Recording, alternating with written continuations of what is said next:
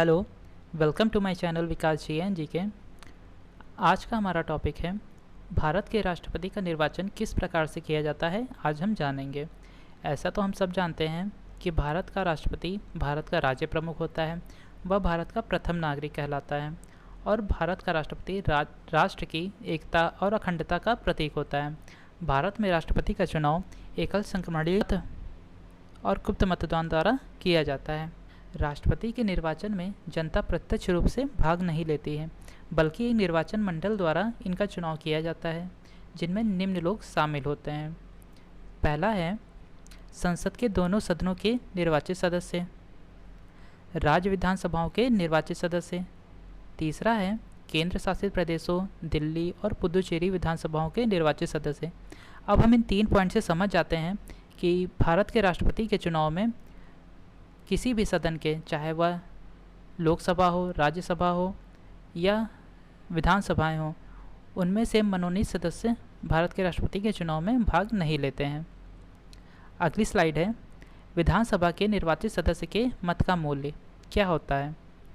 विधानसभा के निर्वाचित सदस्यों के मतों की संख्या का एक अपना मूल्य होता है, जिसे हम निम्न प्रकार से लिख सकते हैं। एक विधायक के मत का मूल्य होता है राज्य की कुल संख्या बटे राज्य विधानसभा के निर्वाचित कुल सदस्य इंटू 1000। ये एक विधायक के मत का मूल्य होता है। हमारी अगली स्लाइड है संसद के प्रत्येक सदन के निर्वाचित सदस्यों के मतों की संख्या। संसद के प्रत्येक सदन के निर्वाचित सदस्यों के मतों की संख्या सभी राज्यों के विधायकों की मतों के मूल्यों को संसद के कुल सदस्यों की संख्या से भाग देने पर प्राप्त होती है, जिसे हम लिख सकते हैं संसद सदस्य के मत का मूल्य बराबर सभी राज्यों के विधायकों के मतों का मूल्य बटे संसद के निर्वाचित सदस्यों की कुल संख्या। ये एक संसद के सदस्य के मतों का मूल्य होता है। अगली स्लाइड है राष्ट्रपति पद की योग्यताएं क्या होती हैं।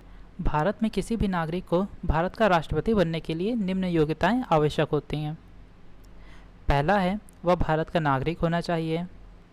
दूसरा है वह 35 वर्ष की आयु पूरी कर चुका हो। तीसरा है वह संसद के किसी भी सदन अथवा राज्य विधानसभा का सदस्य नहीं होना चाहिए। यदि कोई ऐसा व्यक्ति भारत का राष्ट्रपति निर्वाचित होता है तो उसे पद ग्रहण करने से पूर्व उस सदन से त्यागपत्र देना होगा। चौथा है वह किसी लाभ के पद पर नहीं होना चाहिए। अगर वह किसी लाभ के पद पर होगा तो वह भारत का राष्ट्रपति बनने की योग्यता नहीं रखता है। पांचवा है व्यक्ति पागल और दिवालिया नहीं होना चाहिए। हमारी अगली स्लाइड है राष्ट्रपति की वीटो शक्ति। वीटो एक लैटिन शब्द है जिसका अर्थ होता है रोकना। राष्ट्रपति की वीटो शक्ति संविधान के अनुच्छेद 111 के अंतर्गत बताई गई है। संसद द्वारा कोई विधेयक तभी अधिनियम बनता है जब राष्ट्रपति अपनी सहमति देता है। जब कोई विधेयक राष्ट्रपति के सामने प्रस्तुत होता है तो उसके सामने 3 तरह के विकल्प होते हैं। पहला है वह विधेयक पर अपनी सहमति दे सकता है। दूसरा है विधेयक पर अपनी सहमति को सुरक्षित रख सकता है। तीसरा है विधेयक को संसद के पास पुनः विचार के लिए लौटाता है। वह लौटा तो देगा, पर अगर संसद दोबारा विधेयक में कुछ संशोधन करके दोबारा राष्ट्रपति के पास भेजती है उस विधेयक को, तो राष्ट्रपति को अपनी सहमति देनी पड़ती है। हमारी अगली स्लाइड है भारत के राष्ट्रपति के पास 3 तरह की वीटो शक्ति होती है, जो कि हैं पहला है आत्यंतिक वीटो शक्ति, दूसरा है निलंबनकारी वीटो और तीसरा है पॉकेट वीटो। जिसमें आत्यंतिक वीटो का मतलब होता है राष्ट्रपति किसी विधेयक को अपनी अनुमति नहीं देता है, अर्थात वह विधेयक को अपने पास सुरक्षित रख सकता है, जिससे विधेयक समाप्त हो जाता है। दूसरी शक्ति है निलंबनकारी वीटो। राष्ट्रपति किसी विधेयक को संसद के पास पुनः विचार के लिए लौटा देता है। यह होता है निलंबनकारी वीटो। और पॉकेट वीटो, पॉकेट वीटो का मतलब होता है राष्ट्रपति किसी विधेयक पर ना तो कोई सहमति देता है, ना उसे अस्वीकृत करता है और ना ही उसे लौटाता है। इस प्रकार वह उस विधेयक को अपने पास अनिश्चित काल के लिए रख सकता है।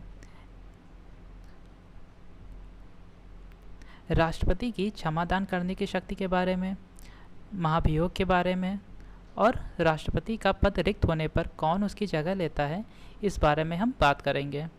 तो अगर आपको हमारा वीडियो अच्छा लगा हो तो वीडियो को लाइक कर दीजिए, चैनल को सब्सक्राइब कर लीजिए। मिलते हैं ऐसे किसी नेक्स्ट वीडियो में, तब तक के लिए बाय।